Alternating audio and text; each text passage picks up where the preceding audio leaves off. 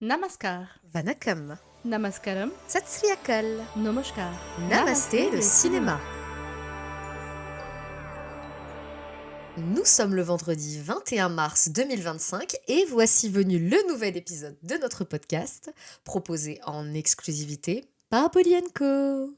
Bonjour Elodie, comment vas-tu? Salut Asma, ça va et toi? Oui, ça va très bien.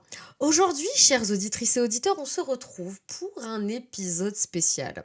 Elodie a attiré mon attention sur le fait qu'aujourd'hui, c'était notre 90e épisode. Il fallait qu'on marque le coup. Alors, on vous propose un petit format, un petit peu hors série. C'est Elodie qui a eu l'idée, hein. Je lui accorde tout le crédit sur cet épisode, clairement. C'est gentil. Mais je t'en prie, c'est tout à fait normal. On avait envie de repartir du coup sur un format versus, comme ceux qu'on vous a proposés pour Rambir et Ranveer, ou pour Deepika et Alia, mais dans un format un peu plus léger. Clairement, on avait la flemme d'enregistrer un épisode de 2 heures, hein, je vous le dis. Elodie, la pauvre, le montage, elle en peut Oui. plus. Est-ce que tu confirmes? C'est ça, et surtout le montage. Je n'aurai pas le temps de faire un montage trop long. Je rappelle que j'ai un festival à gérer. Je Oui. suis au bout de ma vie, mais je suis prête pour cet épisode. Ce petit épisode, je suis prête. Eh bien, je suis prête aussi. Et du coup, quoi de mieux que d'opposer, de comparer et peut-être de déterminer, de départager deux films qui viennent lancer des Nepo Kids. Alors vous me direz, oh là là, pourquoi encore? Mais les Nepo Kids, c'est un vaste débat. Et on a eu une flopée là en début d'année. Donc, Elodie, je te laisse nous révéler les deux films que l'on va opposer ce soir. Le suspense est insoutenable. N'importe quoi. Pour ce petit épisode de Versus, on va opposer donc deux jeunes acteurs du film Azad et deux jeunes acteurs du film Nadania. Les cœurs naïfs, c'est ça le titre sur Netflix? Les cœurs naïfs, je te confirme. Donc l'un est sorti fin janvier 2025 et l'autre est sorti récemment sur Netflix. Comment vous dire que l'année 2025 commence Froidement. je dirais pas froidement, mais je dirais que c'est une épreuve, tu vois. Bollywood est une épreuve difficile en ce début d'année. Voilà, c'est totalement vrai. Moi, j'ai eu le privilège, enfin, ça dépend ce qu'on entend par privilège, de voir Azad au cinéma et de me demander pourquoi j'étais là et quel virage j'avais raté dans mon existence pour me retrouver dans ce cinéma face à ce film. Et j'ai regardé Nadanian à sa sortie, je pense comme toi et comme beaucoup d'autres gens, assez enthousiaste à l'idée de retrouver un certain Nepo Guide que l'on nommera tout à l'heure. Je ne vais pas trop spoiler pour l'instant, qui est la photocopie de son daron, qui est au demeurant superbe. Et je me disais, allez, why not, vas-y, peut-être que ce sera l'exception qui confirmera la règle et il n'en fut rien. Je crois que le scénario est écrit par une IA, mais on va en reparler. On va en reparler. En plus, je pense en fait surtout que ça démarre l'année sur une note très déceptive. Oui. Au cas où vous ne l'auriez pas vu, sur bolyenco.fr, tous les ans, en décembre de l'année, j'écris un article sur les nouveaux venus au cinéma indie.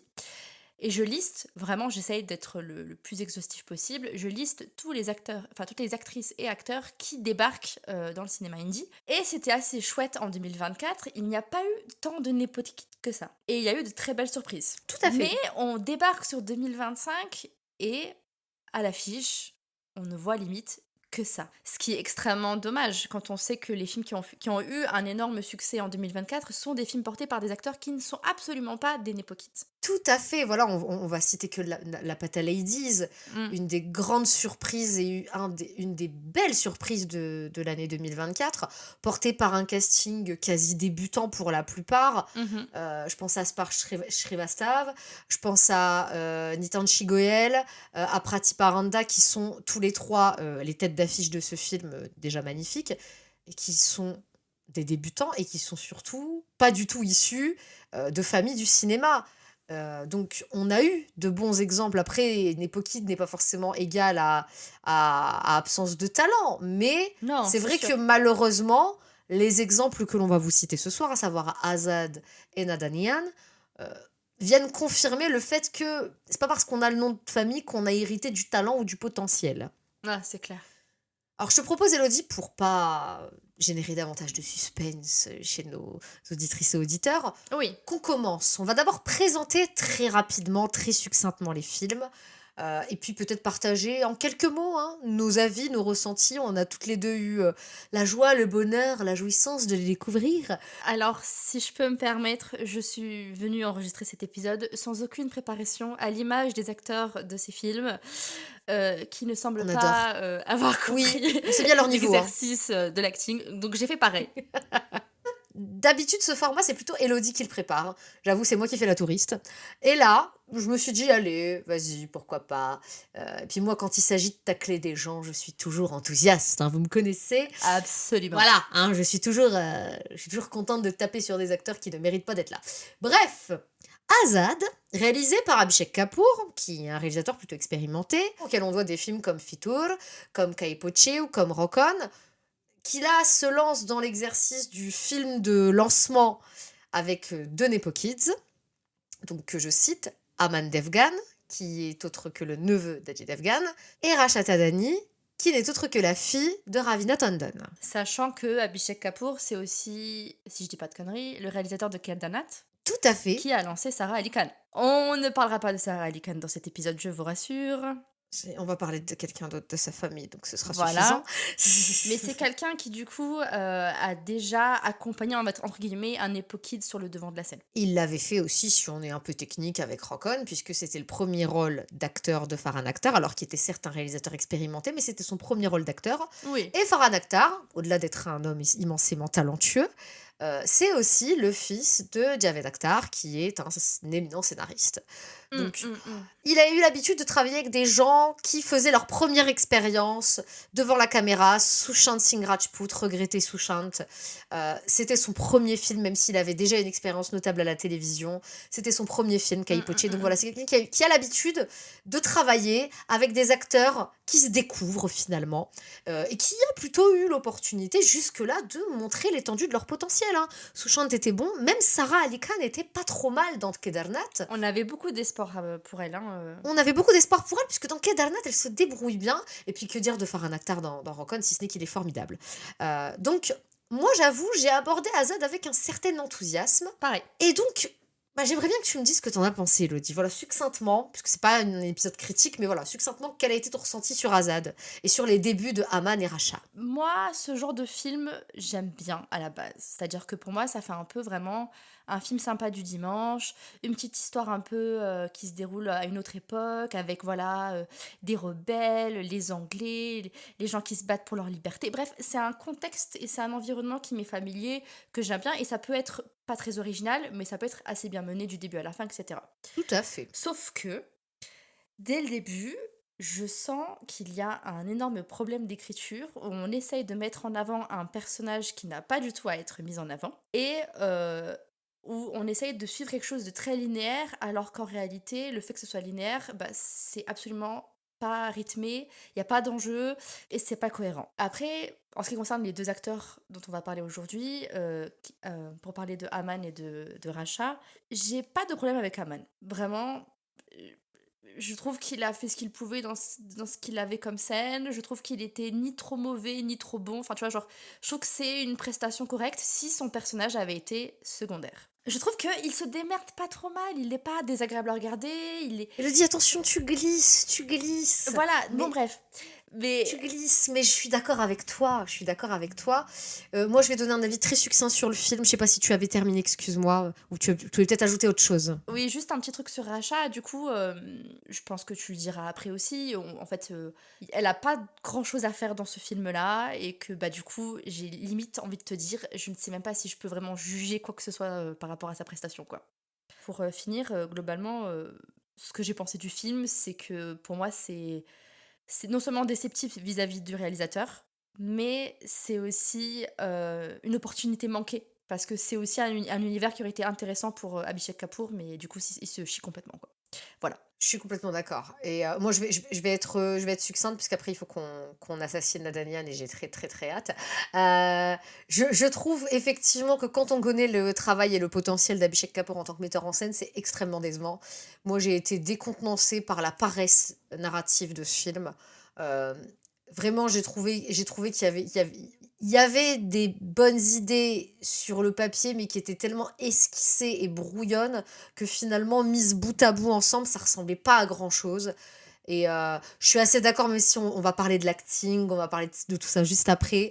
Je suis assez d'accord sur le fait que le film ne met pas en valeur Aman et Racha, donc c'est presque injuste, du coup, Mmh. d'être assassin envers eux, même si voilà, je leur trouve quand même des défauts, même si ce sont des débuts, hein, soyons. Il leur faut le temps aussi de grandir et de mûrir artistiquement, mais je trouve que le film ne leur fait pas honneur pour le coup. Et ils ont un peu trop forcé le côté on les lance, it's the big debut. Alors que si ça avait été assumé que c'était une petite histoire parallèle Mmh. en mode secondaire, ça aurait pu être pas mal en vrai. Sans être le film du siècle, sans même être le meilleur film d'Abhishek Kapoor, sans même être un très bon film, ça aurait pu être quelque chose de plutôt regardable. Et là, finalement, je trouve que ils avaient trop d'ambition pour trop peu d'efforts. Et c'est ce qui fait que pour moi, c'est un peu une catastrophe ce film. C'est un accident industriel, clairement. Donc voilà mon ressenti. Nathaniel, Elodie, en quelques mots, on va essayer d'être succinct parce qu'il faut qu'on attaque ensuite les catégories et j'ai hâte. Oh, ça va être facile, souffrance. Horrible, Souffrance. horrible, horrible. C'est tout ce que je peux dire, souffrance? Ouais, Non, non, il y a en fait, quand je vais juste dire un truc.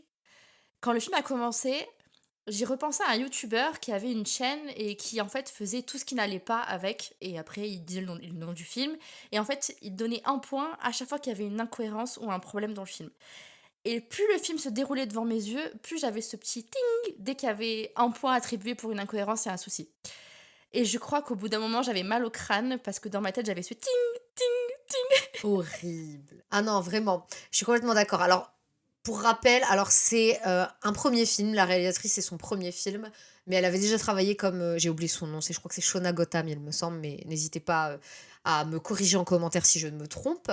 Le film lance évidemment les carrières, vous l'aurez deviné, la carrière de Ibrahim Ali Khan, fils de Saif Ali Khan et de Amrita Singh, et petit frère de Sarah Ali Khan. Bon, Ibrahim qui a littéralement la même face que son père, Mmh. mais il n'en a pas hérité le talent. Face à lui, Khushi Kapoor, fille cadette de Sridevi et de Bonnie Kapoor. Sridevi, avant de mourir, je pense qu'elle a gardé tout le talent pour elle. Bref, Khushi, c'est son troisième film, techniquement, puisqu'elle a été lancée il y a 2 ans dans The Archies. Mmh. Et elle a tourné son premier film, j'ai envie de dire pour le cinéma, en tout début d'année, qui s'appelait Love et Yappa, et qui l'opposait à un autre Nepoki, Junaid Khan. Donc c'est techniquement son troisième film. Mais de toute façon, on sent l'inexpérience, euh, on sent l'amateurisme. Donc, c'est pour ça qu'on va la mettre à la même échelle que les autres, même si elle a déjà fait 2 films. Parce que clairement, il y a pas eu de progrès. J'ai presque envie de dire qu'on est sur de la régression. Parce que, à côté de ce film, The Archies est un chef-d'œuvre. On est d'accord. Bref, personnellement, moi j'ai passé un très mauvais moment. Je sais que j'aime les teen movies. Je suis plutôt bon public dans l'exercice. J'ai 33 ans, ne me jugez pas. Mais j'aime bien, pour un visionnage du dimanche, j'aime bien ton expression de visionnage du dimanche, parce que ça caractérise complètement ce que je pense. Et voilà, on peut faire un teen movie sympa, feel good, sans que ce soit du grand cinéma. Et j'avais pas plus d'attente que ça. Je m'attendais juste à un teen movie sympathique et récréatif. J'ai même pas eu ça. Mmh.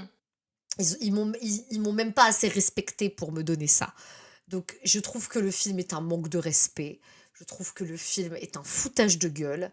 Et j'ai l'impression que le scénario a été écrit par une IA. Mais voilà.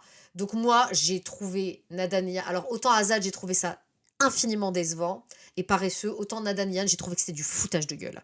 Vraiment. Donc Mmh. clairement, si on devait trancher, même si encore une fois, le niveau est très bas, on peut se l'accorder, hein, je veux dire. Oui, parce que pour les personnes qui nous écoutent, parce qu'Asma ne l'a pas précisé, mais du coup, elle a vraiment C'est vrai. refait le format des versus comme on l'avait fait du coup pour Ranveer et Alia et Deepika. Donc Oui, il y a c'est des vrai. points, il y a des catégories et il y a des points. Tout à fait. Veuillez m'excuser, j'étais mauvaise élève. Donc on a effectivement établi un système de points.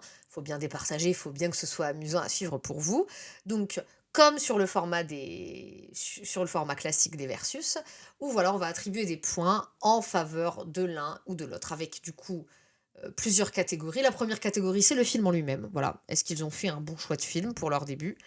Bon, clairement, vous aurez compris que non, mais du coup, lequel est le moins pire, entre guillemets. Et ensuite, on va comparer leur jeu d'acteur, leur qualité en danse, leur présence slash charisme à l'écran, et on va conclure sur l'alchimie qu'ils partagent ensemble. Et à la fin, ça nous donnera un total de points qui nous permettra de départager ces Depokids et savoir du coup lesquels s'en sont le mieux sortis, entre guillemets. Mais encore une fois, autant vous dire que le niveau est pas dingue. Voilà, merci de ce rappel et je suis désolée de ne pas avoir fait ce préambule avant, j'étais trop excitée de commencer l'épisode. T'as envie de tacler des gens, toi. Ouais, on va pouvoir commencer, du coup, on vient de vous résumer, alors avec beaucoup d'élan, nos ressentis très mitigés sur ces films, et selon toi, Elodie, lequel mérite quand même de glaner les 50 premiers points de ce versus? Bah, Azad ou Nadania? sans aucune hésitation, Azad. Tout à fait, et vous allez voir, on va pas beaucoup s'engueuler aujourd'hui, hein. On va être, je pense, assez d'accord en règle générale. Je peux essayer de protéger Nadania, de dire que c'est un premier film intéressant. À quel niveau? Mais en fait, que ce soit dans la réalisation, dans l'image, dans la musique, dans l'écriture, tout ce que tu veux, si je prends l'objet dans son ensemble, ben, j'ai l'impression de voir un condensé de films lambda sans saveur. Et en plus, le pire, c'est que t'es backup par Netflix, par Dharma, par des gros producteurs, mais ton premier film n'a aucune identité en fait. Je suis complètement d'accord. Pour moi, c'est la honte d'avoir mobilisé autant de gens, des boîtes aussi prestigieuses, pour faire ça. Vraiment, moi, ça me désespère. Et je trouve d'ailleurs Nadania assez indéfendable, malheureusement. Là où Azad a quand même des aspects en lui qui peuvent être intéressants, même s'ils sont très mal exploités. Il y a des aspects qui sont pas inintéressants. Il y a des tentatives, il y a des idées. Donc pour moi, je suis totalement d'accord avec toi. C'est Azad qui remporte les 50 points sur cette manche du film de manière assez indubitable. Alors du coup, si tu es d'accord, je te propose qu'on passe à la catégorie suivante, la catégorie acting. Concrètement, que valent nos Nepo Kids sur le plan du jeu d'acteur? On le répète, ce sont leurs premiers films, donc on va essayer d'être indulgents. Et en même temps, pourquoi on se gênerait pour dire ce qu'on pense, clairement. Elodie, Oui. qu'as-tu pensé? On va commencer avec les deux Nepo Kids de Azad, à savoir Aman et Racha. Tu avais déjà commencé à nous dire un petit peu ton avis, mais n'hésite pas à l'étoffer. Ah, bah, comme je le disais tout à l'heure, je pense que pour pas que cet épisode dure 3 heures, je vais essayer de rester simple. En ce qui concerne la fille de Ravina Tandon, Rasha Tadani, en fait, ce qui se voit dans le film, c'est qu'elle n'a aucune place, qu'elle a des dialogues bateaux et qu'elle n'arrive pas forcément à s'exprimer à travers le peu qu'on lui donne, tu vois. Tout à fait. Et en même temps, tu sens qu'elle est hyper, hyper jeune. Enfin, je crois qu'elle avait 18 ans, 19 ans durant le Oui. tournage. Euh, et qu'elle essaye de faire de son mieux. C'est-à-dire qu'il y a peut-être un ou deux moments où je me suis dit, tiens, là ça me dérange pas trop. Je vois pas forcément une jeune actrice qui, tu vois, j'étais en mode, bon, peut-être là, il y a un petit truc. Mais c'est tellement minime par rapport à l'ensemble du film que j'ai envie de te dire, comme, pourquoi vous dites que c'est son grand début à elle alors qu'elle n'a littéralement que 3 phrases dans tout le film? C'est vrai. C'est pas possible, tu peux pas dire ça. J'ai limite l'impression que son personnage il apporte rien à l'histoire. Il est extrêmement cliché et elle est coincée dedans quoi. En ce qui concerne Aman, comme je le disais tout à l'heure, je trouve qu'il a quelque chose. Je pense qu'il a un potentiel. Je pense que avec un peu de chance, il va peut-être faire des choses intéressantes par la suite. J'espère qu'il va pas se cantonner à faire des rôles offerts par son cher oncle Ajay Devgan. Mais en vrai, j'ai été assez surprise. Je m'attendais à pire. Mais là, je trouve qu'il s'en est bien sorti. Je trouve il a fait beaucoup d'efforts aussi au niveau de la gestuelle, parce qu'il y a toute cette relation avec les chevaux. Il est peut-être un chouïa trop vieux pour le personnage, qui a l'air d'être très très jeune aussi. Où il joue vraiment ce newbie, ce gamin qui ne sait rien faire dans la vie, qui est paumé. Un peu insolent, très Voilà, je immature. pense pour moi, c'est clairement un rôle d'adolescent, presque. Mais je trouve qu'il n'a pas forcément le visage d'un adolescent.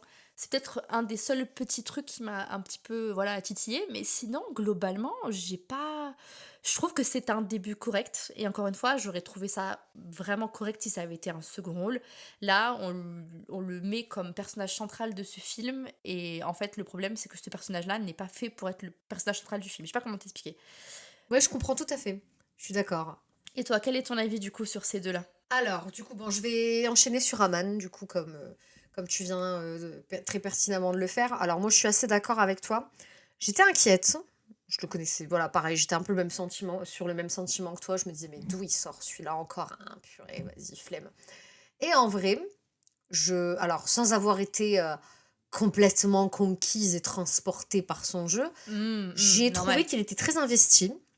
J'ai trouvé très investi, je trouvais qu'il dégageait une bonne énergie. Le mec, il sait pourquoi il est là, il est appliqué, très appliqué. C'est un bon élève, c'est un très bon élève, je trouve. Maintenant, je pense qu'il doit faire des progrès pour jouer de façon un peu moins mécanique. Après, Mmh. je pense que le costume de personnage principal était effectivement trop grand pour lui, surtout avec une écriture aussi pourrave, clairement. Mais le gars a quelque chose et il se donne, quoi. J'ai aimé le fait qu'il soit généreux quand même. Il y a quand même une générosité. Oui. Derrière la maladresse du jeu, il y a beaucoup de générosité. Et puis il a une belle gueule, hein, franchement, c'est un mec avec une belle gueule. Il dégage. Franchement, tu le vois à l'écran, tu dis, Non, ok, ça va, hein. ok, ça peut être un héros, ça peut être un acteur dont on va se souvenir. Il ressemble à son oncle et en même temps pas trop. On n'est pas sur du sosie, on n'est pas sur de l'assimilation et il cherche pas à ressembler trop à son oncle, même si évidemment tu les mets côte à côte, il y a un air assez incontestable.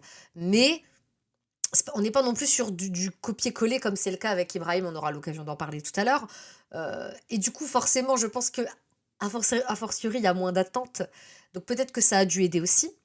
Il était peut-être moins attendu qu'un Ibrahim Ali Khan, par exemple. Mais voilà, je l'ai trouvé pas mauvais. Pour le coup, ce que j'aime bien, c'est que je me dis: «Il a des progrès à faire et il peut les faire». C'est à sa portée. Voilà, cette impression où déjà il arrive avec un petit peu de bagage, tu sens qu'il il est capable d'eux, même si c'est pas parfait. Il s'est potentiellement préparé d'ailleurs. Moi, c'est le sentiment que ça m'a donné, en tout Mmh. cas, en le voyant. Et que potentiellement, s'il a les bonnes opportunités et s'il se débrouille bien, il peut devenir un acteur assez intéressant de sa génération. Tout à C'est fait. ça en fait qui est aussi très intéressant dans chez Amal. Et en ce qui concerne Racha, du coup? Alors, ben, je te rejoins sur le fait que son rôle est beaucoup trop accessoire Mmh. pour qu'elle puisse y faire les moindres preuves, en fait, concrètement. Elle a un rôle tertiaire pour moi, c'est même pas secondaire. Son rôle, il est tertiaire. Ouais. Elle est là parce qu'il fallait un love interest, parce qu'il fallait quelqu'un pour faire face à Aman. Et je suis assez d'accord sur le fait qu'elle soit probablement trop jeune. Alors, je sais pas si elle est trop jeune pour le rôle, mais je pense qu'elle était trop jeune tout court. Elle a une approche qui est trop immature du jeu. C'est pas seulement scolaire, je trouve que c'est superficiel. Oui. Et en même temps, est-ce que c'est pas le personnage qui le demande? Et c'est ce que j'allais dire. Je pense que ce qui est compliqué aussi, c'est qu'elle a un personnage qui, malheureusement, ne lui permet pas d'aller un peu plus loin, ne lui donne pas l'espace d'aller un peu plus loin, d'aller chercher au fond, Mmh. de nous surprendre, de nous émouvoir. L'écriture est telle que c'est très compliqué de s'attacher à son personnage. Et donc finalement, ben oui, on s'y attache pas parce que, alors il y a peut-être une partie qui est due à son jeu qui est très superficielle, mais je pense que la majeure partie est due à l'écriture malheureusement qui ne lui rend pas service, quoi. Donc voilà, Racha, je pense il faudrait qu'elle ait un rôle peut-être plus consistant, peut-être plus en phase aussi avec son âge. Je pense évidemment automatiquement au rôle de ces derniers temps de Ananya Pandey qui est plus en phase avec son âge, avec sa génération, et qui incarne des rôles intéressants, recherchés, mais modernes, qui collent avec son âge, qui collent avec son physique, euh, qui collent avec son allure, et qui font que du coup, elle devient convaincante, quoi. Donc, si elle fait des bons choix comme Anania, par exemple, et qu'elle part pas sur des trucs trop casse-gueule, et puis qu'elle continue surtout à apprendre, Ouais. pourquoi pas, voilà. Mais là, c'est limite trop peu pour juger de ses compétences pour le coup. Et voilà, bon, pour Aman, voilà, on se rejoint assez. Après, il y a quelque chose enfin, en tout cas, dans Azad, et dans son rôle, en tout cas, en ce qui concerne Racha, de très dans la mimique. Elle essaie d'imiter quelque chose, une idée qu'elle se fait d'une gosse de riche indienne qui doit, amadouer des Anglais et du coup, tu vois quelqu'un qui joue quelque chose, qui essaye de jouer quelque chose et c'est dommage. Mais d'où le côté immature, elle a une approche trop immature du jeu, c'est ce que je disais, voilà, c'est comme une enfant à laquelle on dirait joue la colère, joue la tristesse, fait semblant de pleurer, voilà, c'est trop enfantin, ça manque de corps, ça manque Mmh. de finesse, ça manque d'intelligence émotionnelle, et voilà, sûrement de maturité, du coup, c'est sûrement ça la résultante. Maintenant, c'est pas le pire, puisqu'on va parler maintenant de l'acting, des jeux d'acteurs, des têtes d'affiche de Nadania face à eux, donc alors, en l'occurrence Ibrahim El Khan et Khushi Kapoor. Elodie, qu'as-tu pensé d'eux? Allez, dis-nous tout. Bah, pour le coup, ce que je peux dire, c'est qu'au niveau de la médiocrité, ils sont au même niveau. C'est bien, ils sont au moins accordés là-dessus. Là-dessus, ils sont en phase. Non, alors, je vais d'abord commencer par Kushi parce que je l'ai vu dans The Archies et je l'ai pas forcément trouvé ni trop bonne ni trop mauvaise dans The Archies. Je pense qu'il y a une très bonne direction derrière avec Zoya Akhtar, qui sait ce qu'elle veut, qui a offert un personnage qui correspond à Roshi, donc ça passe. Elle m'a pas trop dérangée dans The Archies. En tout cas, là, dès le début, avec cette voix off, avec ces phrases extrêmement clichés de c'est mes meilleures copines et ce ton enfin, très gamin, très. Je sais pas comment dire, vraiment la meuf elle écrit un journal, elle a 12 ans, tu vois. C'est même pas une adolescente, c'est elle a 12 ans. Oui, Je me suis dit, il y a déjà un énorme problème, c'est-à-dire que il y a même pas de jeu d'acteur dans la voix off et ensuite elle apparaît à l'écran et il y a rien. exactement. Ok, où est-ce qu'on va qu'est-ce qui va se passer Euh, mais le truc, c'est que j'ai l'impression qu'elle essaye. C'est-à-dire que durant tout le film, alors j'ai vu le film en plusieurs parties, sorry, j'ai pas pu avancer d'une traite, j'ai fait des pauses entre-temps. Et il y a des scènes où tu sens la meuf, elle essaye, elle veut faire quelque chose, mais ça ne passe pas. Et elle essaye tellement que ça crispe son visage, que ça crispe sa mâchoire, que ça rend ses dialogues extrêmement euh, prononcés, genre comme si tu accentues chaque mot pour être sûr que la personne en face de toi comprend. Tu vois ce que je veux dire? Oui, c'est forcé. C'est forcé. Mais je dirais pas que c'est forcé, je dirais que c'est... euh, et je pense que Janvi et elles ont subi ça durant leur enfance quand elles accompagnaient Sridevi lors de tournées et tout. Elles ont eu ces remarques, elles ne savent pas parler hindi, elles ne savent pas parler la langue. Et donc je pense qu'il y a un truc qui est resté, un espèce de trauma là-dessus, et je peux le comprendre. J'ai grandi avec deux langues différentes, je sais le stress que ça peut apporter, et je sais donc du coup que quand je l'entendais dans le film, je le voyais plus comme quelqu'un qui essaye absolument d'avoir une prononciation parfaite pour éviter d'avoir de nouveau ces retours de «Ah, tu ne sais pas parler». Hmm. Et du coup, ça me faisait limite un peu de peine.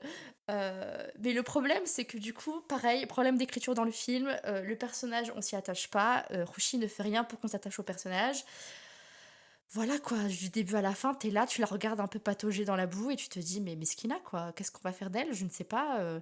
Je vais juste apporter alors un disclaimer, plutôt une précision par rapport à tout ce que tu viens de dire par rapport au rapport à la langue. Juste pour préciser pour nos chers auditrices et auditeurs, au cas où vous ne le sauriez pas, donc c'est Sridevi qui a évidemment élevé ses filles. Sridevi, immense actrice, qui est originaire du Tamil Nadu. Donc c'est vrai que, alors qui est à moitié tamoul, à moitié telugu, et donc qui parlait dans ces deux langues-là, qui sont des langues dravidiennes à ses filles. Donc Rushi et Janvi, lorsqu'elles étaient plus jeunes, ne parlaient pas le hindi à la maison. Elles parlaient soit l'anglais, plutôt avec papa, Bonnie Kapoor, qui lui est issu d'une famille punjabi. Et le couple, de toute façon, marital, parlait anglais entre eux. Et Sridevi parlait avec ses filles soit en tamoul, soit en telugu. Donc, ce qui explique d'ailleurs que Janvi soit plutôt à l'aise en telugu. On l'a vu lorsqu'elle a fait ses débuts dans Devara. Et c'est vraiment quand il y a eu la perspective de les lancer à Bollywood, Janvi la première, qui a commencé, si mes souvenirs sont bons, je ne sais plus si c'était en 2018 ou en 2016, je ne sais plus, mais c'était avec Dharak. Euh, N'hésitez pas à me corriger en commentaire, bien sûr.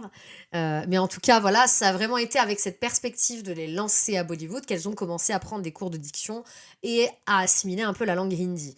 Mais on sentait quand même que c'était pas leur langue maternelle finalement, quoi. Et elle a appris un peu sur le tard. Elle se débrouille bien dans les interviews, effectivement, elle donne le change. Mais quand il s'agit de jouer et d'incarner, Ça a notre délire, hein. elle se heurte, elle se heurte à leurs limites, quoi. Tu parlais du tamoul et du telugu, mais Janvi s'est fait complètement doubler dans son film. Ah oui, mais c'est ça en fait le paradoxe, c'est que elle le parle le telugu, mais elle s'est fait doubler parce que c'est la facilité, parce que il y a aussi une espèce de fantasme autour de la voix dans le sud. Ils aiment beaucoup les voix fluettes. Ils ont leurs artistes de doublage et puis ça coûte plus cher de faire venir une Janvi pour travailler sur du doublage pendant 2, 3, 4 jours. Ça leur coûte moins cher de prendre une artiste de doublage qui demandera 10 voire 15 fois moins, quoi. Donc il y a tout cet enjeu autour du doublage. Bon, on va pas pas épiloguer parce que c'est pas le sujet. Mais d'ailleurs, Elodie avait fait un article dans je ne sais plus quel numéro de Bolienko, mais je me demande, On vous retrouvera ça. on va vous le retrouver. Franchement, regardez-le, franchement, lisez-le parce qu'il est hyper complet et il vous explique un petit peu tous les mécanismes autour du doublage en Inde. C'est très très intéressant. Bref, mais du coup, effectivement, donc Rushi, je partage complètement ton avis. Elle m'a vraiment fait écho à Sonam Kapoor, qui n'est autre que sa cousine d'ailleurs. Parce que je trouve qu'elle a le mérite d'essayer. Je suis assez d'accord avec toi. C'est catastrophique, hein. Entendons-nous bien, c'est catastrophique de bout en bout. Il Oui. n'y a pas un moment où je me suis dit, ah, il se passe quelque chose, alors que même Janvi, qui n'était pas fifole dans Dalak, il y a au moins une ou deux scènes où je me disais, tiens, il se passe quelque chose. Tiens, il y a le début de quelque chose, d'une émotion, d'une vulnérabilité, d'une sincérité. Il y a le début de quelque... Là, il n'y avait rien. Après, le film, évidemment, était probablement moins exigeant pardon, que Dalak. Euh, mais quand même, c'est catastrophique de bout en bout. Mais la meuf a de l'élan. Elle essaye. Elle se donne. C'est pas bon jusqu'au bout, mais elle essaye. Et je suis pas sûre qu'on puisse en dire autant de son partenaire, Ibrahim Ali Khan. Elodie, qu'en as-tu pensé? Je rejoins tous les mèmes qu'il y a en ligne concernant Ibrahim Ali Khan sur le fait que le gars ne sait même pas se doubler lui-même. C'est-à-dire que dès que le film commence, t'as l'impression qu'il y a un doublage catastrophique sur sa tête, que la voix ne colle pas avec le corps, que la voix ne colle pas avec les émotions, mais il n'y a même pas d'émotion dans le corps qu'il nous est présenté. Bref, c'est une catastrophe de bout en bout. J'ai été prise de court parce que Ibrahim, je pense que comme beaucoup de Nepoty Kids qui sont les fils d'eux ou les filles de quelqu'un d'aussi célèbre. On parlait de Janvi qui était la fille de Sridevi, mais là c'est Ibrahim qui est le fils de Saïf Ali Khan et qui lui ressemble comme deux gouttes d'eau, tu l'as dit tout à l'heure.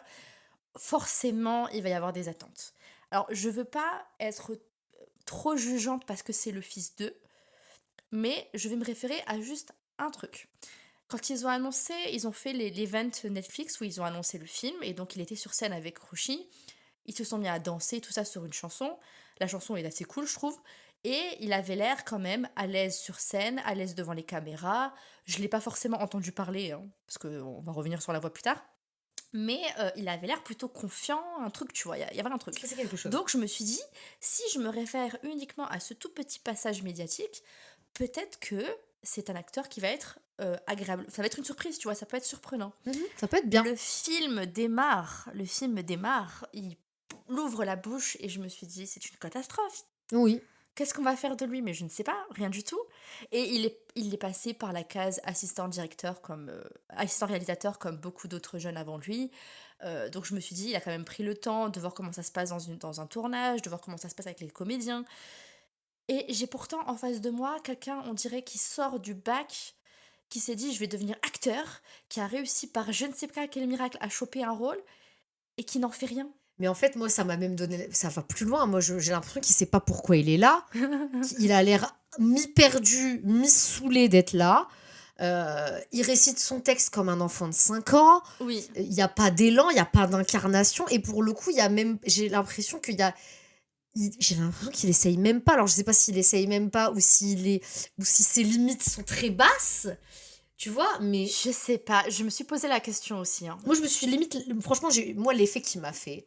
alors déjà, effectivement, c'est sûr que la comparaison, elle est rude et elle est cruelle parce que quand on a un papa qui est aussi charismatique pour le coup que Saif Ali Khan, parce que Saif Ali Khan, c'est le charisme, s'il y a bien un truc qu'on peut pas lui enlever, c'est qu'il est bordel charismatique de fou. C'est dur, mais c'est vrai que même quand on sort de ça, le mec a l'air de réciter son texte comme une IA, quoi. On dirait OK Google, c'est dramatique. Enfin, vraiment, la dernière fois que j'ai vu quelqu'un jouer aussi mal, c'est Fardin Khan dans son premier film. Hein. Et vraiment, je suis désolée, quoi. J'ai de la tendresse pour Fardin Khan en plus, mais vraiment, enfin, là, faut se le dire, il y a rien à sauver. Non. Rien du tout. Et tu sais à qui il m'a fait penser? Il m'a fait penser à Siddharth Malhotra dans Student of the Year. Oui. Un mec très beau, tout ce que tu veux, il est canon, tu te dis, voilà, why not? Mais dès qu'il ouvre la bouche, tu te dis, non, next. Il a un citron confit à la place du crâne. Il n'y a même pas le début d'une espèce de prestance. Là où, pour le coup, Aman, encore une fois, tout de comment dirais-je, d'inexpérience qu'il est, il se passe quelque chose quand il arrive, il a un côté mignon, tu dis, ah, il est cutesy, quoi, voilà, why not? C'est foireux, mais j'ai quand même envie de voir ce qu'il peut donner, quoi. Ibrahim Ali Khan, le problème, c'est que dès la première scène, tu vois, c'est tellement catastrophique que Ouais. j'ai voulu arrêter le film 40 000 fois, vraiment, où je me suis dit non, mais je vais pas subir ça. Et le pire pour moi, et je pense que ça a été pour moi l'indicateur de son niveau de médiocrité, c'est quand j'ai découvert que Netflix avait doublé le film en français.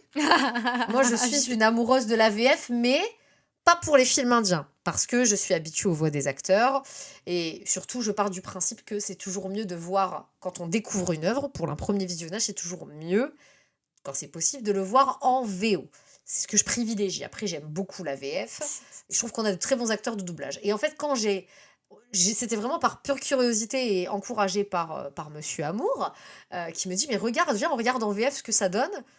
Et en fait, la VF rendait presque le film intéressant. Mais toujours nul, hein. Ils ont rien changé.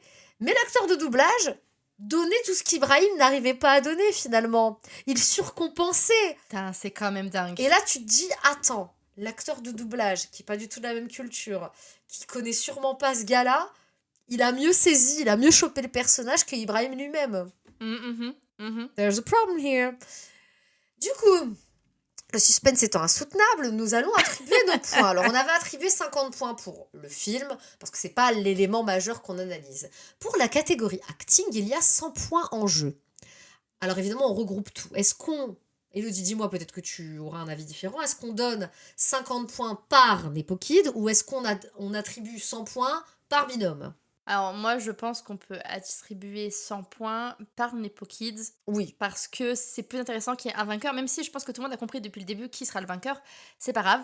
Ça va peut-être, je ne sais pas quels sont les points pour les autres catégories, mais je pense que là, ça serait bien de récompenser le Nepo Kid ou la Nepo Kid qui vraiment a un minimum de potentiel. Et si tu veux, on peut même faire un ordre. On peut même faire un ordre, genre du pire au... Alors, le pire, il n'y a pas de suspense. C'est Ibrahim, 4e place, qui n'aura pas les 100 points. C'est assez... En plus, ce qui est drôle, c'est qu'en regardant le film, je me suis dit, parce qu'au début, c'est quand même Rouchi qu'on voit, et je me suis dit, il pourra pas faire pire. Il a fait pire. Et il a fait pire. C'est quand même dingue. C'est-à-dire qu'il fait passer Rouchi, alors pas pour une bonne actrice, parce qu'il faut pas déconner, mais pour quelqu'un qui essaye. Encore une fois, tu la vois, elle met l'énergie. Alors l'énergie, elle est très mal dosée, elle est très mal exploitée, mais l'énergie est quand même là. Là, Ibrahim, il est là, il fait what, c'est désincarné, il s'en fout, j'ai l'impression vraiment. C'est le mot, désincarné. C'est terrible. Donc ouais, Ibrahim, 4e place, donc pas les 100 points, bien entendu. Qui tu mettrais en 3e place, Elodie? On va voir si on est d'accord là-dessus. Oh putain, j'hésite entre les deux nanas parce que... Mais en même temps, Racha, on peut pas trop juger. Putain, c'est dur quand même de la juger sur le C'est dur. peu.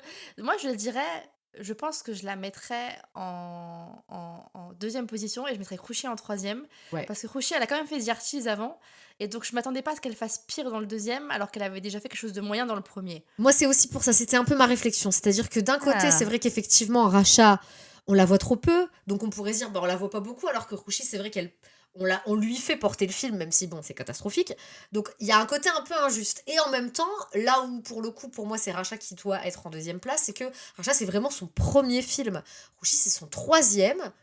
3e film où on la fout en rôle principal et elle est pas foutue d'évoluer, en fait. C'est même pire. C'est même pire que dans The Archies, où je pense qu'elle a été bien dirigée, parce que, comme tu le disais tout à l'heure, Zoya Akhtar, qui a dirigé The Archies, c'est une réalisatrice qui connaît son métier, c'est une bonne metteur en scène, c'est une bonne directrice d'acteur, et puis comme tu le dis, elle est bien entourée. Vedang Raina, des bisous, quoi. Je t'aime beaucoup, tu es formidable.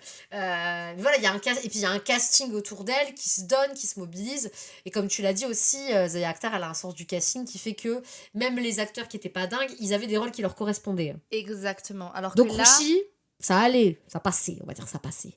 Là, il n'y a rien qui va. Donc, je mettrais Rouchi 3e de manière assez naturelle. Et du coup, Racha serait en 2e position. En number 1. Et du coup, sans surprise, puisque c'est celui duquel on a dit le plus de bien, Aman serait numéro 1. Du coup, très naturellement, on donnerait 100 points à Aman. Au neveu d'Adil Devgan. Ouais. Et du coup, 100 points à Aman, donc 100 points à Azad. Parce qu'encore une fois, il a été le plus convaincant. C'est celui qui, en tout cas, affiche le plus de potentiel, je dirais. Ouais, complètement. Donc voilà, écoutez, pour la catégorie acting, je vois qu'on qu'on s'est bien entendu, on va passer à la catégorie danse.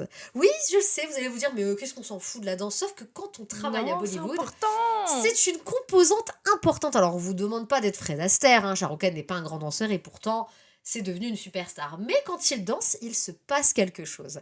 Et ça va être un élément important. C'est-à-dire qu'il va y avoir la technique. Ok, d'accord. Bon, après, moi, je suis pas Chris Marquez, faut pas Mhm. déconner.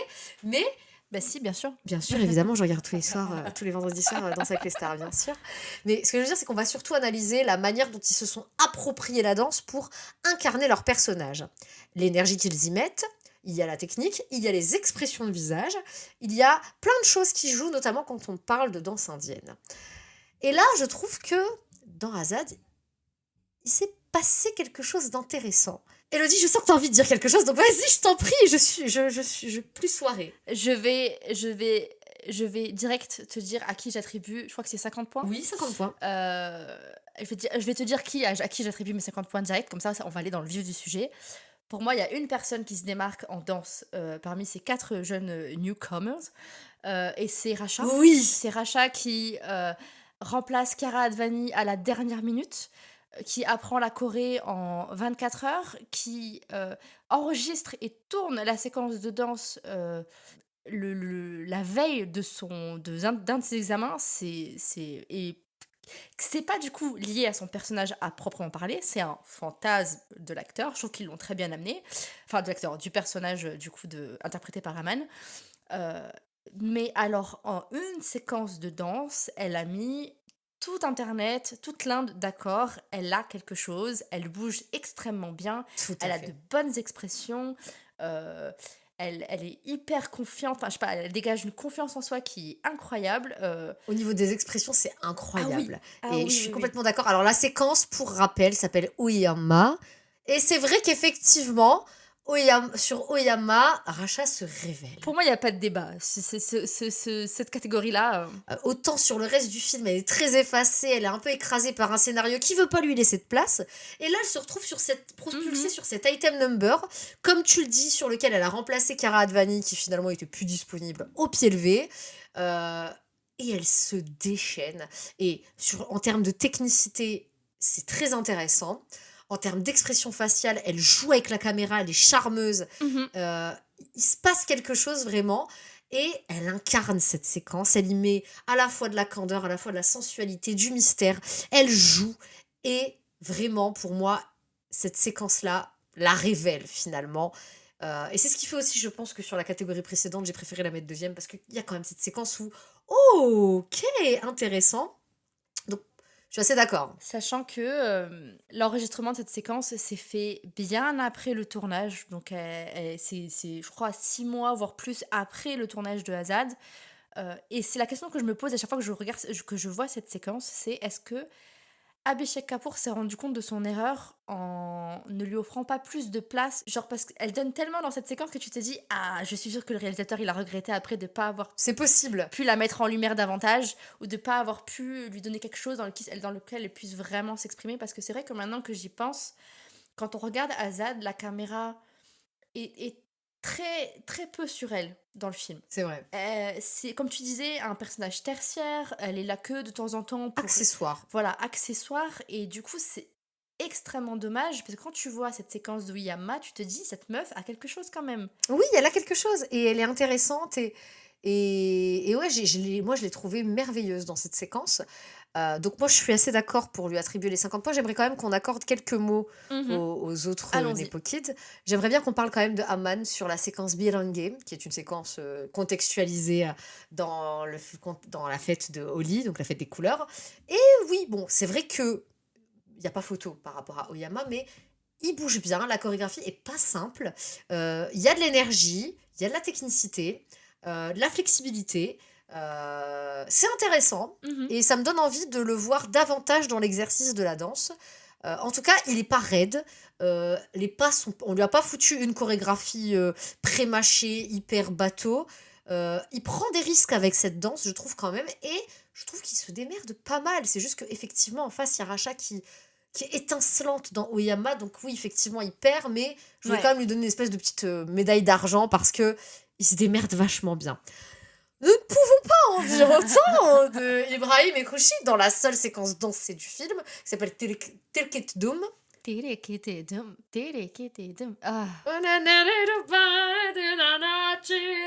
y a rien? Est-ce qu'on peut vraiment parler de chorégraphie? On peut parler de remplissage peut-être, mais pas de chorégraphie. Pour moi, c'est limite, tu sais, les danses TikTok qui Oui. durent 30 secondes, que tu vas mettre en ligne et après tu vas oublier.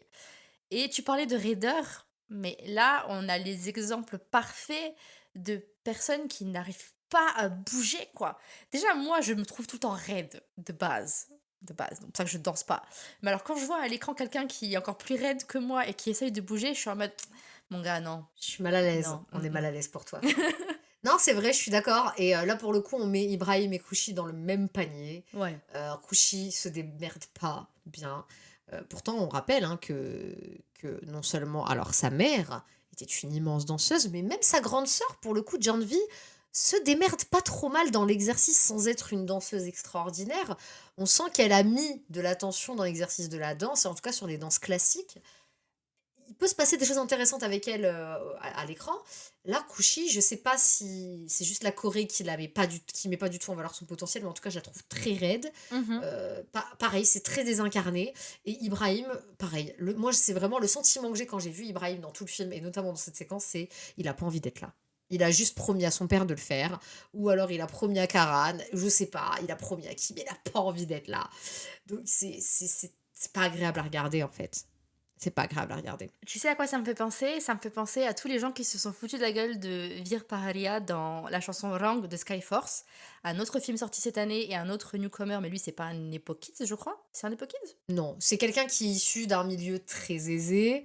C'est accessoirement l'ex-compagnon de Sarah Ali Khan avec laquelle Tout est lié, tout est lié.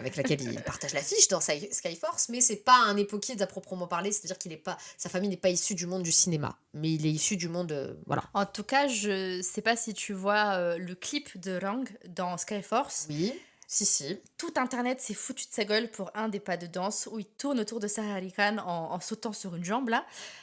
J'ai envie de leur dire, écoutez, lui, au moins, il y a mis l'énergie, il a bougé, il a tout donné. Mais oui. À côté, Ibrahim Ali Khan, je suis désolée, c'est un petit poulet qui se débat. Voilà quoi, je sais pas quoi dire. Il essaye de faire le coq, mais il n'y arrive pas, hein. Donc je pense que sans conteste, on va encore une fois être d'accord. On vous a dit que ça allait être un épisode plus court, un épisode dans lequel il n'y a pas de baston, parce qu'en vrai, je pense que même pour vous, c'est une évidence. C'est Racha et donc le film Azad qui remporte les 50 points de la catégorie danse. On passe à la catégorie présence, prestance, charisme. Vous voyez, pas forcément un grand acteur, mais quelqu'un qui dégage quelque chose de fort à l'écran quand on le voit. Ou en tout cas quelque chose d'intéressant et de prometteur. À ce niveau-là, Elodie, j'aimerais bien que tu me dises, on va rester sur Azad pour l'instant, pour l'instant, j'ai envie de te dire, domine largement ce versus. Qu'as-tu pensé d'Aman en termes de prestance, de présence, de charisme? Dis-nous tout. Alors, je pense que c'est une catégorie où j'ai envie de donner aucun point. Je m'explique. Bon, déjà, Ibrahim, Kouchi, vous avez compris, c'est mort. C'est mort. Ils sont devant la caméra, il se passe rien, bon, on abandonne. Racha, il n'y a qu'une séquence de danse où vraiment elle est, comme tu disais, étincelante et où on la remarque. Ok, mais c'est qu'une seule séquence, c'est 3 minutes dans tout le film, ça marche pas. Et Aman, le problème, c'est que même s'il a une prestation plutôt correcte, je trouve qu'il n'a pas de charisme. Je trouve qu'il capte pas la caméra, je trouve qu'il se démarque pas. C'est d'autant plus difficile quand il est à côté d'acteurs comme Ajay Devgan. En fait, il y a des scènes où il est en face d'Ajay Devgan, il se fait bouffer complètement. Euh, et quand il est tout seul, finalement, ben, il se passe pas grand-chose non plus. Enfin, dans le sens, en termes de présence surtout et de charisme. Et donc, c'est pour ça que, je vais le répéter pour une troisième fois, mais c'est pour ça que je parle vraiment de personnage secondaire. Il a pour moi le vibe d'un personnage secondaire. Et donc, du coup, t'as pas l'impression de voir le héros du film à la caméra quand il est devant la caméra. Et donc, j'ai du mal à me dire à qui je peux donner des 100 points dans cette catégorie-là quand je trouve qu'aucun des quatre n'arrive finalement à capturer la caméra et à avoir une certaine présence devant la caméra. Tout à fait. Alors je suis complètement d'accord. Je vais déjà allez, on va enterrer Ibrahim et Kouchi, parce que bon, tant qu'à faire, hein. Ibrahim, je trouve que sa belle gueule n'est même pas aidante. C'est-à-dire, euh, il y en a pour qui ça aide, hein, le fait d'être plutôt mignon. Ça permet de faire illusion, entre guillemets. Là, c'est même pas le cas. Et en fait, je veux dire, le mec se heurte à sa propre incompétence, si bien qu'il dégage absolument rien. Il se passe rien, vraiment. J'ai l'impression d'avoir affaire à une IA Mhm. à laquelle on a dit imite Saif Ali Khan. Et du coup, voilà, c'est une IA un peu foireuse, évidemment, hein. Je vous laisse deviner. Kushi, je trouve qu'elle manque de présence. Elle porte un costume qui est trop grand pour elle. Voilà, pareil, je trouve que le personnage principal, elle peut pas l'assumer. Elle est pas à l'aise. Et ça se voit et ça se sent. Même s'il y a de l'envie, ça suffit pas. Et ça la rend pas charismatique et ça la rend pas. Voilà, il se passe rien. Pour Racha, je suis d'accord sur le fait que même si dans la séquence où Yama, elle est merveilleuse, c'est que 3 minutes sur le film. Et du coup, ce serait parfaitement injuste Mhm. de la sacrer uniquement sur ce critère-là. Ça laisse entrevoir ce qui pourrait se transformer en charisme dans des prochains films. Elle sait jouer avec la caméra, elle a des expressions faciales qui sont intéressantes, mais encore une fois, là, c'est que 3 minutes. Donc, c'est pas juste, et donc, je ne veux pas. Euh, et moi, j'avais aussi le sentiment, je l'avais écrit dans ma critique d'ailleurs, qui est disponible sur le site de Blenco.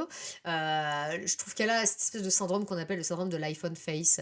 C'est physique très anachronique, c'est-à-dire qu'on va mettre des gens. Ils en parlent. J'avais lu un article qui en parlait pour parler notamment de Lily Rose Depp, qui Mhm. avait joué dans un film historique. Je me demande si c'était pas son film avec Timothée Chalamet. Donc, où elle a un physique du coup très contemporain, qui ressemble presque à un filtre, tu vois, sur un téléphone. Euh, et avec ce physique-là, on lui demande de jouer dans un film historique, quoi. Donc il y a un côté très anachronique. Et j'ai eu un peu ce sentiment quand j'ai vu Racha dans le film, où je me suis dit, en fait, elle a le physique, elle a les sourcils, elle a le maquillage contemporain et moderne. Même si on a essayé de lui mettre des vêtements d'époque, il y a un truc qui fonctionne pas physiquement. Et ça n'empêche pas qu'elle soit très jolie, attention, hein. Mais comme Rouchy est très jolie, hein. Mais il y a un décalage trop important pour moi qui fait que et du coup, une présence pas assez importante qui aurait pu contrebalancer ce truc-là. Donc voilà. Et puis pour Aman, je suis complètement d'accord avec toi. Il y a du potentiel. C'est pour moi le meilleur en termes d'acting. Mais effectivement, son gros défaut, c'est le manque de charisme. Et il se fait dévorer par son oncle quand ils sont l'un en face de l'autre. Parce que Ajay Devgan, autant on peut l'apprécier, ne pas l'apprécier, c'est un monstre de charisme, c'est un Ah monstre de ouais. prestance. Il arrive dans une pièce, il pose sa voix, il dit un mot avec sa voix très rauque, très grave. Mhm. T'es là, tu dis waouh, waouh. Et en face, Aman ne peut pas faire le poids et c'est presque injuste pour lui, encore une fois. Et je suis assez d'accord sur le fait que le fait de l'avoir propulsé en personnage principal, c'était pas lui rendre service. Et après, c'est quelque chose qui peut travailler parce qu'il a le potentiel pour, il a à la fois le physique pour, il a l'agilité, il a ce qu'il faut en lui, mais voilà, je pense que son rapport à la caméra, il faut qu'il le travaille. Et du coup, je suis d'accord avec toi sur le fait que pour moi, c'est quand même laborieux d'attribuer 100 points à qui que ce soit dans cette catégorie. Mm.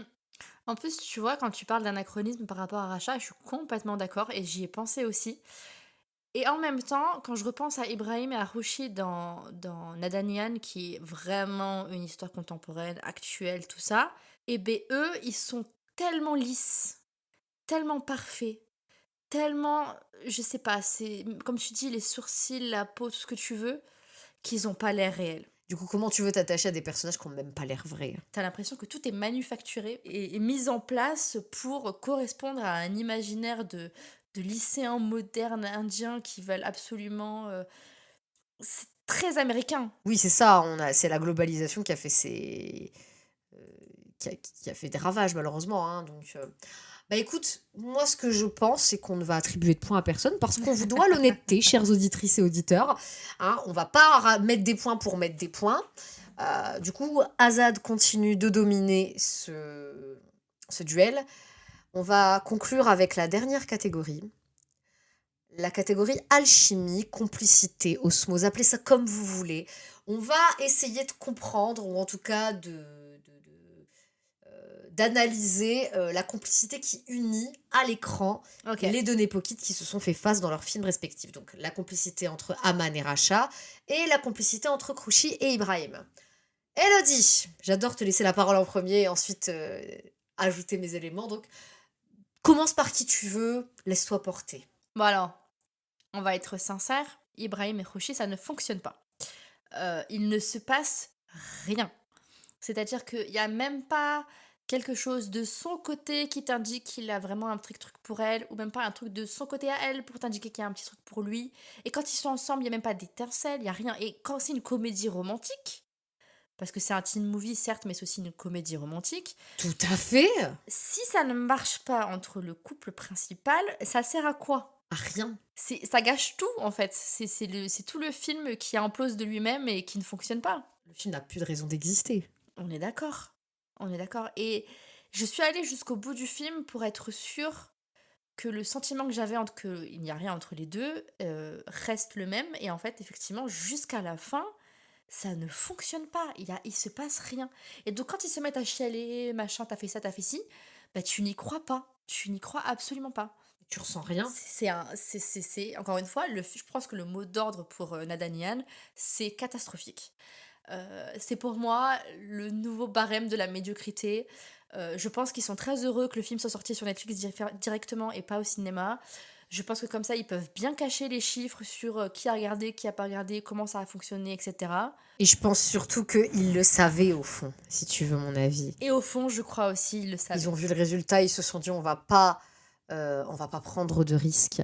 Et c'est et c'était une réflexion qu'on s'était faite d'ailleurs très brièvement dans un épisode précédent du podcast. C'était qu'aujourd'hui, pour lancer leur Nepo Kids, ils prenaient moins de risques. Rushi et Suhana ont fait leur début sur Netflix avec The Archies, alors qu'il était quand même un film un peu plus exigeant, mais ça reste des débuts sur Netflix, que ce soit Suhana, Rushi ou même Agastyananda, qui est le petit-fils d'Amitabh Bachchan. Junaid Khan a commencé sa carrière avec Maharaj, sorti sur Netflix. Et là maintenant, c'est le tour d'Ibrahim qui fait ses débuts sur Netflix. Il y a, je pense, une volonté de ne pas prendre de risques. Faut bien les lancer quelque part, on les fout sur Netflix. Comme tu le dis, on n'a pas besoin d'être très, très limpide sur les chiffres, alors que bon, c'est vrai que pour le box-office, c'est plus compliqué. Exactement. Et voilà.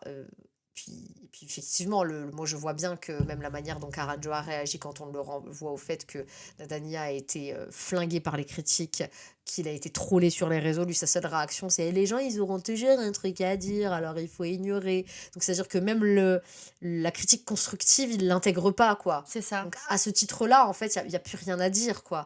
Ils se complaisent dans cette espèce d'entre-soi dans lequel ils promeuvent le fait de rester bien entre eux dans leur clan. Même s'ils sont médiocres, et il n'y a aucune volonté d'évoluer, il n'y a aucune volonté de cheminer, alors qu'en face, encore une fois, il y a un Lapata Ladies qui promeut des jeunes talents qui ne sont les enfants de personne, pourtant produit par Amir Khan, qui est lui-même un épokide d'une certaine manière, et qui a lancé son propre fils. Mais voilà, il y a quand même une lucidité chez Amir Khan de dire...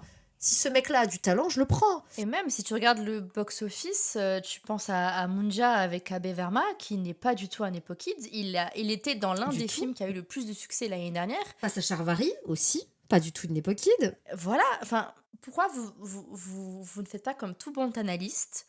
Vous regardez et vous comprenez que pour faire un bon film, il faut pas juste un bon scénario et de l'argent et une bonne caméra et une bonne réalisation, il faut aussi des acteurs qui savent jouer, hein?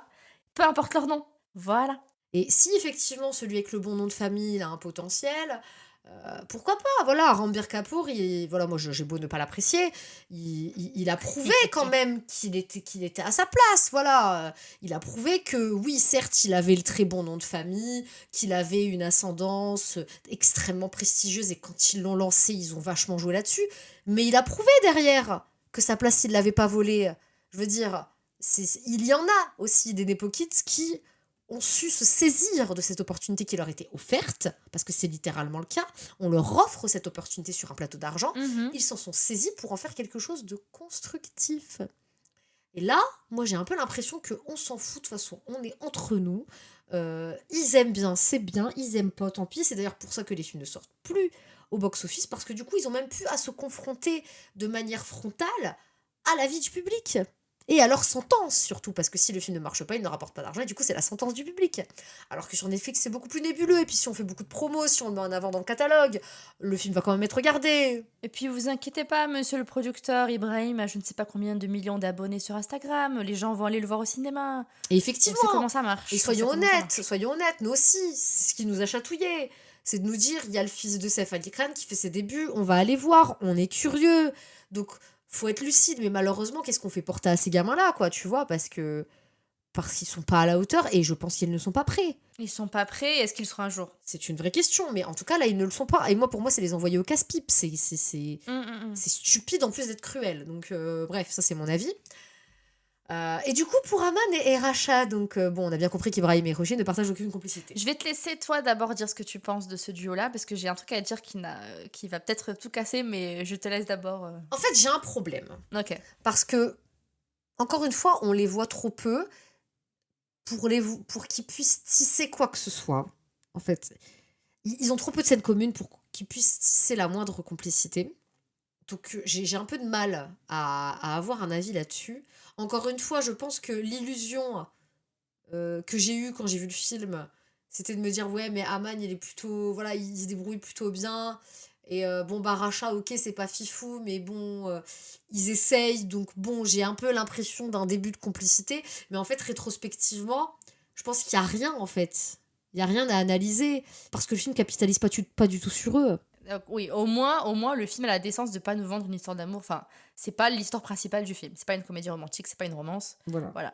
Par contre, il y a un duo dans le film. Il y a un duo. Et il faut qu'on parle d'Aman, donc le personnage qui joue, je ne sais plus comment il s'appelle, j'ai déjà oublié. Govind je crois. Je m'en souviens. Je l'ai vu ce week-end, je m'en souviens même plus. Mais en tout cas, entre son personnage et Azad, le cheval, il y a une complicité de malade. On en parle un peu de ce cheval.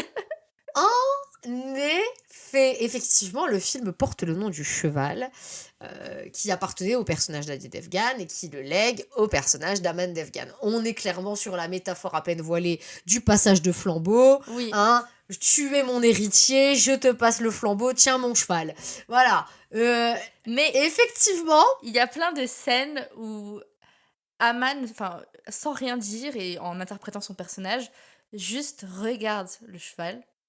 Et il y a tellement d'admiration, de... Je sais pas, il y a un truc qui se passe. Et je trouve qu'il se passe plus de choses entre l'acteur et le cheval qu'entre l'acteur et l'actrice. bah écoute, moi je Et pense rien que pour ça, tu veux mettre les 50 faut- points.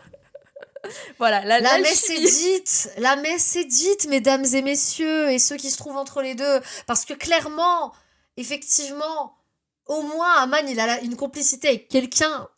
Exactement. C'est-à-dire que Ibrahim n'a même pas de complicité avec lui-même, puisqu'il sait même pas se doubler. Donc bon, la messe est dite. Et donc, suspense absolument insoutenable, évidemment. Au cas où vous l'auriez pas deviné. Le total des points, puisqu'on a fini là, on a fini notre petit versus. Le film Nadania totalise 0 point. Alors là, franchement, si vous avez des choses à dire pour défendre ce film, franchement, on vous invite à nous le dire en commentaire. Je sais pas si vous trouverez. Non, mais on sait jamais. Après, peut-être qu'encore une fois, c'est notre prisme. Hein. N'oubliez pas que cet avis n'engage que nous, qu'il n'a pas vocation à s'imposer comme une vérité Oui. universelle. C'est notre ressenti. Et vous avez parfaitement le droit de pas être d'accord. Et si vous avez kiffé Nadania, tant mieux pour vous, vous aurez passé un meilleur moment que nous. En tout cas, Azad est de manière assez incontestable le grand gagnant de ce versus avec 250 points. Et une catégorie qui a vu 0 point attribué, donc quand même c'est une prouesse. Il n'empêche que ces deux films ne sont pas fifous. Si vous les avez toutefois vus et que vous avez un avis à partager, qu'il soit convergent ou divergent avec les nôtres, n'hésitez pas à les partager avec nous en commentaire. Je sais pas si on refera un versus, mais sans doute, parce que je pense que c'est un exercice intéressant pour essayer de voir en tout cas les potentiels et ce qui peut arriver au niveau du cinéma indie. On est moins à l'aise dans les autres cinémas, mais on sait jamais s'il faut, on va voir des trucs... voilà, on a vu que Danouche a sorti un film avec plein de jeunes nouveaux, donc on sait pas ce qui peut arriver. Tout à fait, pas. tout à fait. On ne s'interdit rien, clairement. Voilà, ce versus, il était un peu pas improvisé, puisqu'il faut pas déconner, mais c'est un épisode qu'on a décidé un petit peu à la dernière minute. Donc on ne s'interdit rien. Donc soyez prêts pour à peu près toutes les surprises possibles et imaginables sur Namastel Cinéma. En tout cas, je voulais vous remercier et puis surtout de nous écouter depuis du coup 90 épisodes. C'est énorme. C'est un bel anniversaire. Évidemment, on va essayer de faire quelque chose de spécial pour le 100e. C'est un palier incroyable pour des meufs qui se sont lancées un peu à la va-vite un été et qui se sont dit mais attends, essayons ce nouveau format pour le plaisir. Donc voilà, merci de nous écouter, merci de nous avoir suivis. On espère que cet épisode vous a plu. Et effectivement, pour celles et ceux qui nous ont écoutés jusqu'au bout, qui ont eu la patience de nous écouter déblatérer et descendre en flèche ces films, On a été gentils, je trouve, hein. mais je trouve qu'on a quand même été bienveillante, effectivement, on n'a pas été malveillante. Maintenant, voilà, on vous le rappelle, c'est le reflet de nos ressentis et de nos expériences face à ces films. On a hâte de lire vos avis, vos retours et même vos contradictions. Et voilà, on va conclure cet épisode. Un grand merci à toutes celles et ceux qui nous écoutent, qui nous suivent depuis le début, qui sont arrivés en milieu de parcours. On vous réserve encore plein de belles choses pour cette année 2025 et pour cette 4e saison de Namasté le cinéma. Et on a hâte de vous retrouver dès la semaine prochaine pour un épisode qui sera de nouveau centré sur l'actualité. Je vous dis à bientôt et je vous remercie.